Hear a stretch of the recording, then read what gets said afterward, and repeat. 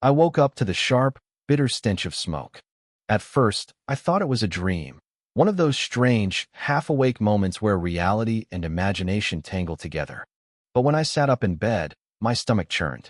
The air was heavy with the smell of something burning. Not just any fire, but something deep, something familiar, something I'd poured my heart, soul, and savings into for the past 6 months, my farm. I stumbled out of bed, nearly tripping over my boots as I rushed to the window. An eerie orange glow lit up the sky, and my heart hammered in my chest so loud I could hear it in my ears. My crops, my corn, pumpkins, tomatoes, were engulfed in flames, crackling and spitting embers into the night like a twisted celebration. And there, standing by the road in a polka-dot bathrobe with a glass of orange juice in hand, was Linda Grayson. She took a slow sip, smiled, and gave me a little wave. That's when I knew this wasn't an accident or some random act of nature. Linda, the self-proclaimed ruler of the neighborhood, the dictator of the HOA, had torched my farm. And in that moment, I decided if she wanted a fight, she was going to get one. It all began 2 months earlier when I moved into Pinewood Heights, a neighborhood that seemed calm and quiet on the outside, but was really a simmering mess hidden behind white picket fences and neatly trimmed lawns. I'd left my corporate job behind, trading endless spreadsheets and meetings for a small plot of land where I could live simply. My dream was straightforward: grow my own food, raise a few chickens, and enjoy a life where my biggest worry was choosing between planting beans or zucchini. I should have seen the trouble coming. The first sign hit within 48 hours of moving in, a polite but firm knock on my door. When I opened it, there stood Linda Grayson, HOA president. She was the kind of woman who looked born to boss people around. Pearl earrings, crisp blouse, and a smile that felt forced, like she hated every second of pretending to be nice. "Hello, Mr. Carter," she said, peering past me at the pile of moving boxes. "Welcome to the neighborhood. I wanted to personally invite you to our next HOA meeting." She paused, her nose twitching slightly as she handed me a pamphlet thick enough to double as a doorstop. "And to go over some of our community rules: no fences over 4 feet, no vegetable gardens in front yards, no livestock, and no crops visible from the street." I skimmed the list, then looked at her. "Thanks for the invite, but I won't be joining the HOA," I said. Linda's face froze, like she'd just bitten into something sour but was trying to hide it.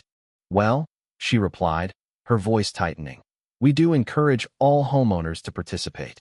It keeps Pinewood Heights looking cohesive." She glanced at my yard. "I see you're setting up a farm." "Yep," I said with a grin. "Planning to grow everything I eat, fresh, organic, self-sufficient." Her smile turned into something closer to a sneer. "I see. Well, I'll leave this with you. I hope you'll reconsider." I didn't. Over the next few weeks, I built up my garden, added a scarecrow, and set up a small chicken coop. That's when the trouble started. First, it was notes in my mailbox, fines for unauthorized land use, warnings about my farm's unsightly appearance, even a citation for my mailbox color, which I hadn't touched since moving in. Then came the complaints. Neighbors suddenly griped about smells that didn't exist, noises quieter than their barking chihuahuas, and the messy look of my yard, which was tidier than most of theirs. Things got worse. One morning, I found my scarecrow torn apart, its stuffing strewn across my field like a murder scene. A week later, someone had dumped weed killer on my tomato plants, leaving them wilted and dead. Then, just when I thought it couldn't escalate further, I woke up to a city notice claiming my property violated zoning laws. I knew who was behind it: Linda, but nothing compared to what she did next. I'd gone to bed the night before feeling hopeful. My crops were finally thriving despite her meddling. I'd reinforced my fences, installed security cameras, and even started winning over a few neighbors who weren't part of Linda's fan club. It felt like I was gaining ground. Then came the fire. Standing in the ashes of my farm, a slow, burning anger settled in my chest. This wasn't just about rules. Linda wanted to crush me, to make me an example for anyone who dared defy her. I glanced at her house, where she still stood on her porch, looking far too pleased with herself. That's when I made up my mind. She thought she'd won. She thought she could get away with this. She had no idea what I had in store. The first thing I did was check my security footage. I'd set up the cameras after the scarecrow incident, expecting Linda or one of her lackeys to pull something shady. As I scrolled through the video, my grip tightened on my phone. There she was, dressed in dark clothes, sneaking around my property like some suburban spy. I watched her pull out a canister, spray something on my crops, and then light them up with a flick of a match. She stood there for a moment, watching the flames spread, before strolling back to her house like it was nothing. I exhaled hard. I had her. My gut told me to run to the sheriff and demand her arrest, but I'd been here long enough to know that wouldn't work. The sheriff had dismissed my earlier complaints, acting like I was some nutcase blowing things out of proportion. I needed a smarter plan, something that would hit Linda where it hurt. I spent the day digging into research. If there was one thing I knew, it was that people like Linda feared nothing more than government agencies with real power. That's when I found it. In state law, arson on agricultural land wasn't just arson. It was classified as agricultural terrorism, a federal felony. My pulse raced. Over the next 2 days, I gathered everything. The footage, the HOA notices, the fake complaints, even a statement from a neighbor named Margaret, who'd overheard Linda boasting about dealing with that ugly farm once and for all. She was happy to help. I sent it all to the state fire marshal, the Department of Agriculture, and the ATF. They didn't waste time responding. While I waited, I decided to mess with Linda a little. I started acting beaten, sighing as I walked past her house, slumping my shoulders when I checked my remaining plants. I even showed up to the next HOA meeting, sitting quietly in the back as she rambled about property values. She beamed, convinced she'd broken me.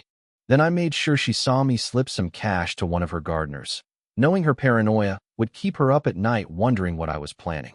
What she didn't know was that her own staff despised her and, for a small price, were eager to spill how she'd bragged about torching my farm. Just when I thought I had her cornered, Linda pulled a fast one. One morning, a sheriff's deputy showed up with a citation for reckless burning. Apparently, HOA members claimed they'd seen me burning debris near my crops the night of the fire. It was a blatant lie, and so obvious it was almost funny. Almost. Linda was clever, rallying the neighborhood to back her story.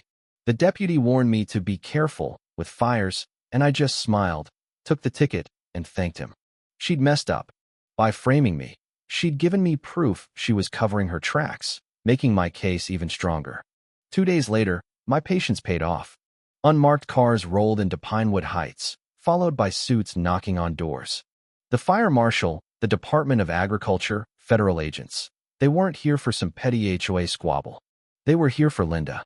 I watched from my porch as her smug grin faded into panic. She tried playing nice, offering them iced tea, but they brushed her off.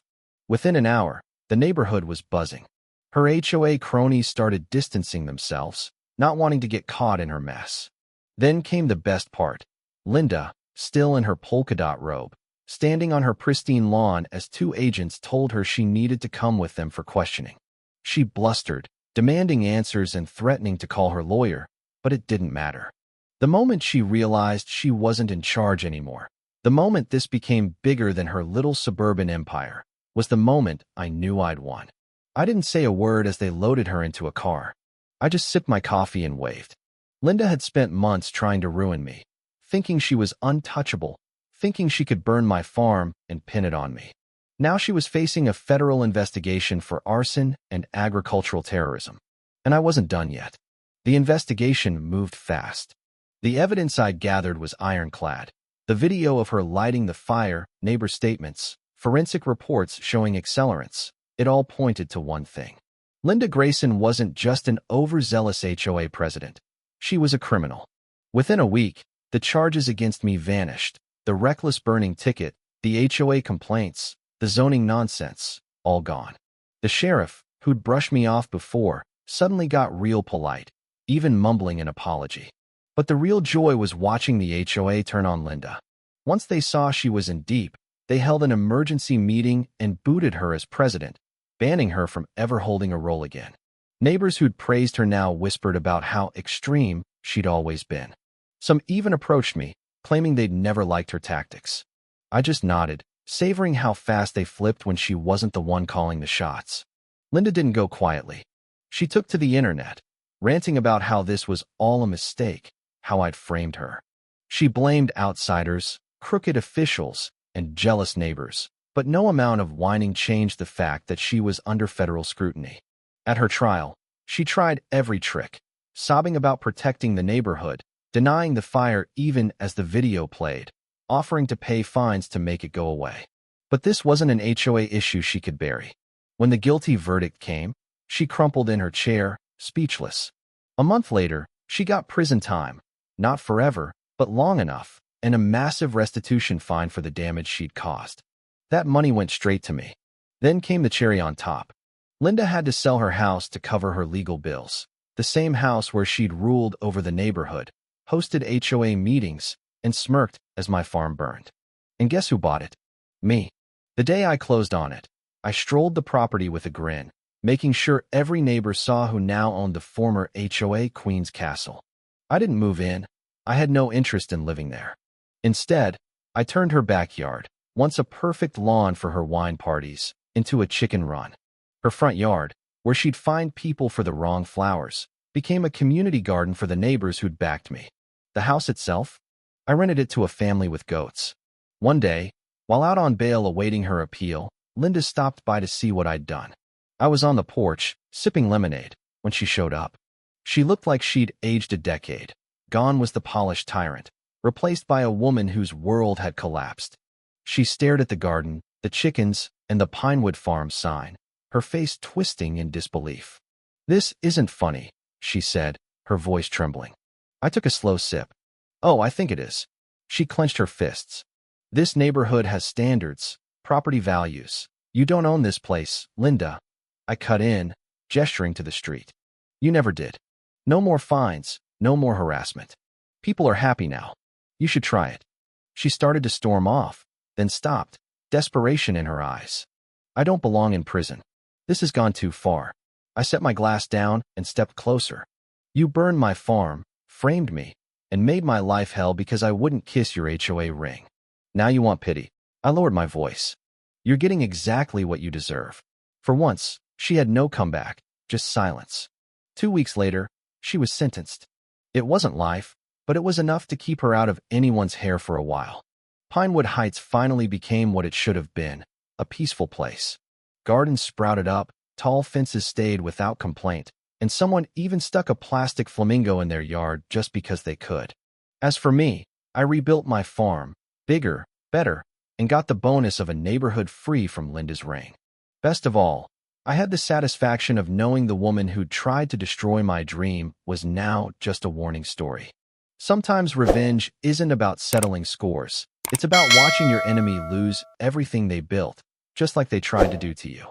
And that's exactly what Linda got.